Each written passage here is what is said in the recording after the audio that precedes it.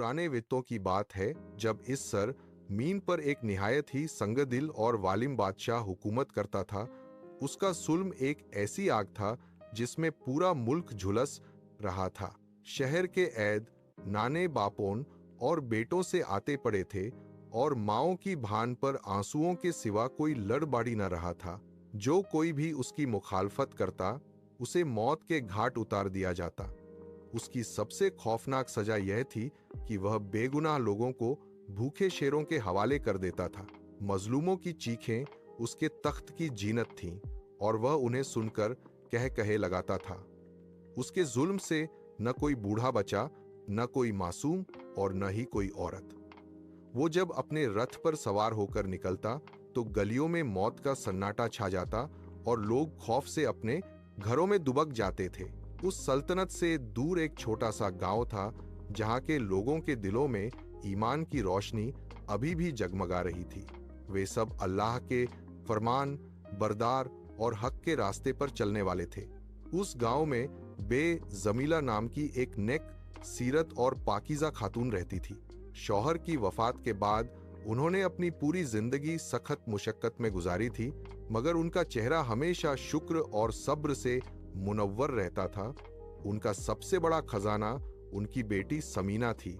समीना न सिर्फ बा पर्दा और हसीन थी, बल्कि बेहद नेक दिल और मुत्तकी भी थी।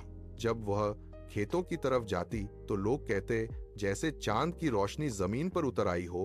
वह गांव के बीमारों की खिदमत करती और उसकी जबान पर हर वक्त अल्लाह का जिक्र रहता था। सामिना का रोजाना का मामूल था कि वो फजर की नमाज के बाद अपनी बकरियां लेकर करीबी जंगल और खेतों की तरफ निकल जाती। माँ और बेटी की असल दौलत ईमान और सादगी थी। एक दिन धूप बहुत तेज थी। समीना ने दिन भर जंगल में लकड़ियां जमा की और जब थक गई तो एक घने दरख्त के नीचे सोने के लिए लेट गई। अचानक एक दर्दनाक आवाज ने उसे झकझोर कर जगा दिया। वह खौफ से उछल कर उठी और देखा कि करीब ही एक खौफनाक शेर तड़प रहा था। शेर की अगली टांग में बहुत बड़ा जहरीला कांटा चुभा हुआ था और वो दर्द से कराह रहा था। समीना पहले तो डरी, मगर फिर उसे अपनी माँ की नसीहत याद आई।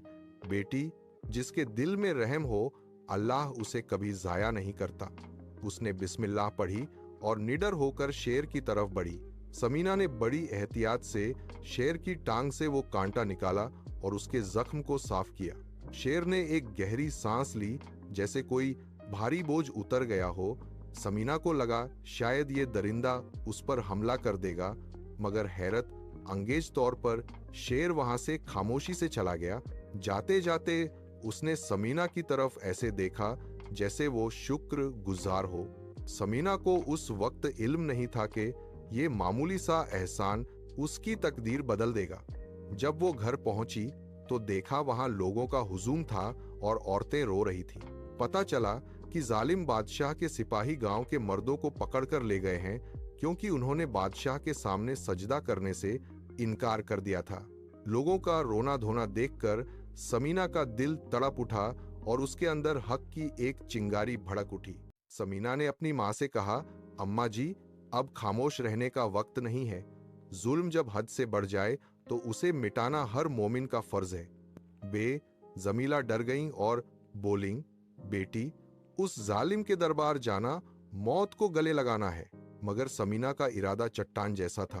उसने कहा, मौत तो एक दिन आनी ही है, तो क्यों न हक के लिए आए। वह अपने पुराने घोड़े पर सवार हुई और किले की तरफ निकल पड़ी। जब वह किले के दरवाजे पर पहुंची तो उसने नंगी तलवारों के दरमियान खड़े होकर जोर से पुकारा, मैं तुम्हारे बादशाह से मिलना चाहती हूँ। सिपाही हैरान रह गए कि एक देहाती लड़की की इतनी जरूरत कैसे हुई। जब बादशाह को यह खबर मिली तो वो तकबुर से हंसा और बोला, एक मामूली चरवाही लड़की मुझे ललकार रही है, इसे अंदर लाओ।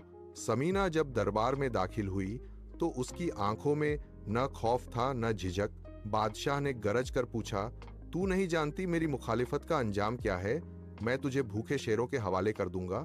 समीना ने मुस्कुराकर जवाब दिया, मौत का मालिक अल्लाह है, तू नहीं।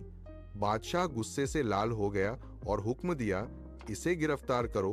कल दोपहर पूरे शहर के सामने इसे भूखे शेरों के सामने फेंका जाएगा। बादशाह ने इशारा किया और भूखे शेरों का पिंजरा खोल दिया गया। एक बड़ा और खौफनाक शेर गरजता हुआ समीना की तरफ लपका। सबको लगा अब ये लड़की बच नहीं सकती। मगर जैसे ही वो शेर समीना के करीब पहुंचा, वो अचानक रुक गया। दूसरा शेर आया, वो भी रुक गया।